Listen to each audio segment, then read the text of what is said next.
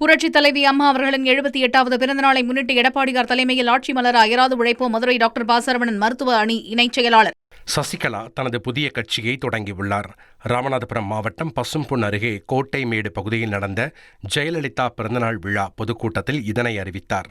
அப்போது அண்ணா, எம்ஜிஆர், ஜெயலலிதா படங்கள் பொறிக்கப்பட்ட கட்சி கொடியையும் அவர் அறிமுகம் செய்தார்.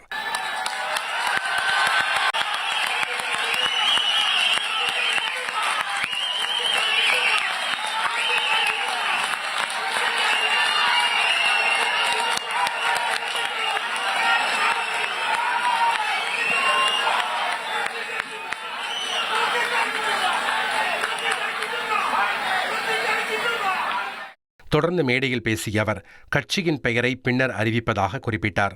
மேலும் பெங்களூரு சிறையில் இருந்தபோது தமக்கு சிறை அதிகாரிகள் மூலம் பல நெருக்கடிகள் கொடுக்கப்பட்டதாகவும் தெரிவித்தார்.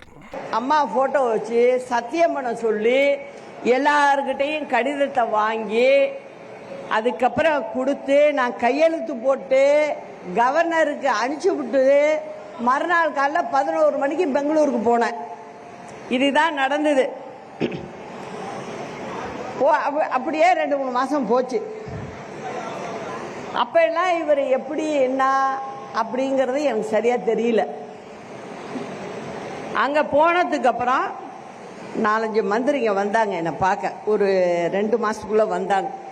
வந்து எல்லாரும் பார்த்துட்டு பேசிட்டு இருந்துட்டு, அம்மா நீங்க சென்னை ஜெயிலுக்கே நம்ம மாத்திக்கலாம், நீங்க ஏன் பெங்களூர்ல இருக்கணும் அப்படின்னு கேட்டாங்க.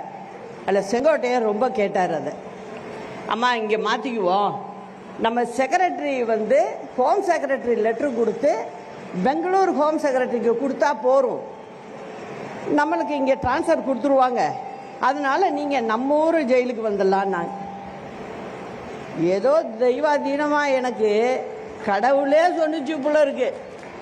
இல்லைன்னா நான் இன்னைக்கு பேசிக்கிட்டு இருப்பேனாங்கிறதே கஷ்டம். அப்புறம் பின்னாடி போக போக தான் தெரிஞ்சிச்சு எனக்கு நம்ம வேண்டான்னு சொன்னது தான் நல்லது அப்படின்னு நினைக்கிற அளவுக்கு வச்சுட்டாரு. அது போகட்டும். அதுக்கப்புறம் என்ன ஆகுது, கொஞ்ச நாள் பார்த்தீங்கன்னா திடீர்னு ஒரு பொதுக்குழுவே அதுக்கு தானே இருக்கு நீக்கிறதுக்கு. அதனால என்னன்னா உடனே ஒரு பொதுக்குழுவை கூட்டி என்ன நீக்கிறாங்க. நான் ஒரு முதலமைச்சரா உட்கார வச்சுட்டு போயிருக்கேன். அப்ப எப்படியாப்பட்ட ஆளா இருக்கணும் இதுவரைக்கும் யாருக்குமே தெரியாது என்ன நடந்தது. அங்க உள்ளார பாத்தீங்கன்னா டெய்லியே எனக்கு பிரச்சனை. இவர் இங்க இருந்துகிட்டு அங்க உள்ளவங்களோட பேசிக்கிட்டு ஆபீசருங்களை எல்லாம் கையில போட்டுக்கிட்டு, நான் உக்காந்தா தப்பு, அங்க நின்னா தப்பு, இப்படிதான் அந்த ஜெயிலையும் நான் இருந்துட்டு வந்திருக்கேன்.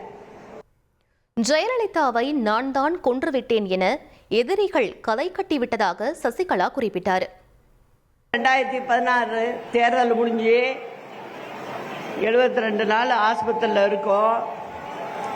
நான் வீட்டுக்கெல்லாம் அழைச்சிட்டு வர்றதுக்கு நல்ல நாள் பார்த்து வச்சிருக்கோம். திடீர்னு யாருமே எதிர்பார்க்காத ஹார்ட் அட்டாக் மாதிரி வந்துருச்சு. அதுலதான் அம்மாவுக்கு இப்படி ஆனது.